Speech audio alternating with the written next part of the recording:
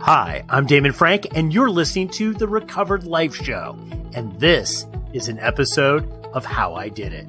Every episode, I talk with someone in recovery about how they've been able to stay sober. We dive into what their life in addiction was like and what their life in sobriety is like now. Remember, addiction is a life-threatening condition, and the information in this episode is provided as a resource only and is not to be used or relied on for any diagnostic or treatment purposes. This is not a substitute when professional diagnosis or treatment is needed. Now, let's jump into the discussion and find out how they did it.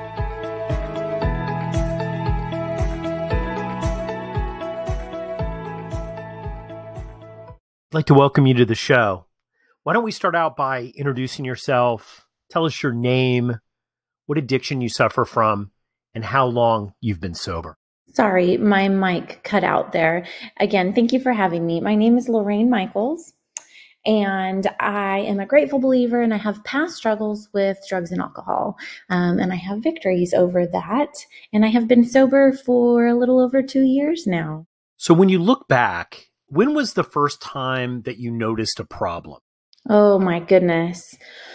Well, I think the first time I realized that there was a problem was when I saw the repetitive, not only behavior, but the repetitive remorse and guilt of when I woke up the next day and I said something I shouldn't have said, or I did something I shouldn't have done. And it was because I was under the influence. Or if I would black out the following day. So I would say back into my teens, like maybe 17, 18, 19, around that area was when I really started realizing something's not right. And, I should be able to have one or two and hang out and keep my cool. That was probably when I realized that something wasn't right. So tell us a little bit about your life growing up. Did you have members of your family that suffered from addiction? Did you identify early on that maybe you were different from your friends and people around you? Maybe you can share a story or an experience or a memory with us about your childhood. Yeah, I would love to. So addiction in my family, I would have told you no, that it was normal and that everyone in my family loves to drink. I have a background. My mom's side is Mexican and Italian, so we're always loud and, whether we're happy, mad, or sad, we're always loud and rambunctious. And my dad's side is German and Irish, and so they're always drinking and everything, every activity and festivity. It doesn't matter whether it is a holiday or a wedding, there's always drinking involved. So to me, growing up, that was normal. And then as the older I got, and when I realized that, what addiction was, looking back, I'm like, wow, yeah, there's definitely some addicts in my family, functioning addicts. Yeah. And who knows, maybe there's some stuff behind closed doors that I don't even know about still to this day. But so I never thought anything was wrong. I thought it was normal. I thought everybody's family drank and partied and had a good time. I think that answers your question. I would love it if you could share with us what happened. What happened to your life as a result of addiction? What did your life become, and how did you live your life day to day? So it didn't just happen, addiction just doesn't appear out of nowhere, right? So it actually started with trauma as a child. I didn't have a nice life. It wasn't easy. I came from a broken home. My parents divorced very early on. I was about 6 or 7. And so I just had low self-worth, and I was never feeling accepted by pretty much anyone, not my parents, not friends. And so it just led me to partying because that that was where I felt accepted. That's where I was, the life of the party, and everyone wanted to be around Lorraine. And, I was so much fun. And I was partying, and I was chasing acceptance from the wrong people. And so that, like I said, that led to partying. It led to alcohol abuse, big time. I wasn't an addict. I mean, and this was when this started as, I started drinking in high school and all the way up until my adult life. But, as an adult, I wasn't an addict in the sense of I had to have it, or I would go through withdrawals if I didn't have it. It wasn't that severe, but it definitely was an abuse, a form of abuse. And so what happened to my life as a result of it was very unhealthy relationships, whether it be love relationships with boyfriends, my platonic relationships with males and females. I had broken relationships with family members. I had gotten a DUI. I had lost a job. I got arrested, and it ended up with a felony charge. It was really bad. I was making one poor decision after another, and just trying to mask it all by pretending like everything was okay, because on the outside I was very well put together. I looked to be successful and to be having a great time, but inside I was just torn and broken. How I lived my day-to-day life, it was a party. Honestly, as my adult life, like I said, I had it together professionally. I was successful. But any chance I got for happy hour or to go out, I was looking for the weekend, working for the weekend. Fridays were the most exciting day because I got to go party. So it just became one big party. So let's go back to your bottom with addiction. What was going through your head the day that you decided to get sober? Did you make a decision? Was it challenging?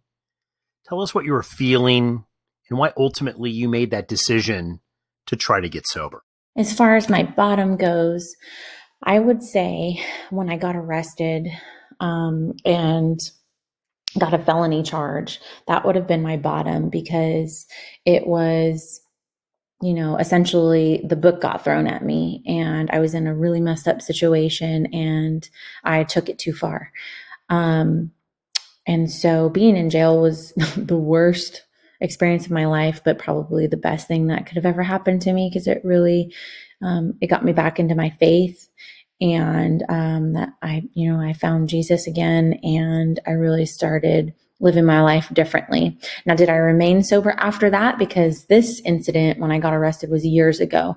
I did. I remained sober for a little bit, but again, I fell back into the ways of, I don't have a problem. I'm not an alcoholic. I'm just having fun. But it wasn't until, a little over 2 years ago where I just realized that this isn't serving me, and I have a purpose, and it's much greater than this, and I cannot drink anymore. This is not who I am or who I was created to be.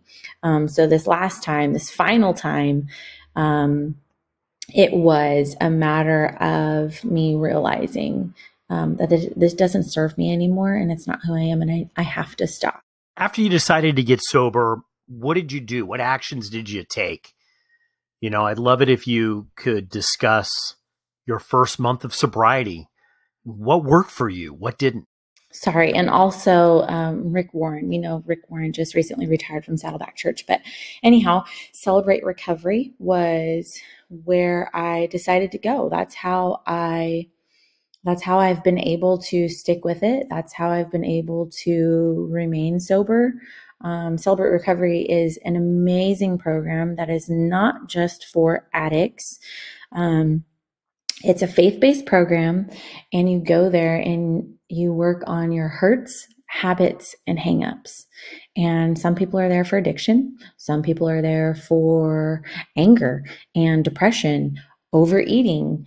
There's just a whole plethora of things that this program addresses and helps people with. So I think it's an amazing program that it's not just for addicts.